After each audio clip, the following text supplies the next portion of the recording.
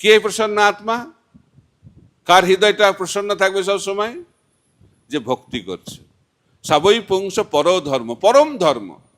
এই জগতে অনেকেই ধর্ম করে, কিন্তু ধর্ম কেন করে? অর্থের জন্য। ধর্ম, অর্থ, কাম, তারপরে মোক্ষ। কিন্তু ভাগবত সেই ধর্মের কথা শিক্ষা দিচ্ছেন না। ভাগবত কি শিক্ষা দিচ্ছে? সবই পুংস পরো ধর্ম, পরম ধর্মের কথা ব্যাখ্যা করা আছে। সেই পরম ধর্মটা কি? এই চতুর্বর্গের ঊর্ধ্বে পরো ধর্ম। সেটা কি? যত ভক্তির অধক্ষজ। অধক্ষজ ভগবানের আরেকটি নাম হচ্ছে অধক্ষজ। অধক্ষজ অর্থাৎ ভগবানের ভক্তি করতে হবে। আর সেই ভক্তিটি কিরকম হবে? অহৈতুকী, অপ্রতিহতা।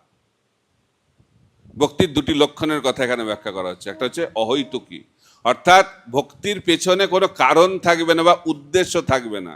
আমি কি পাবো,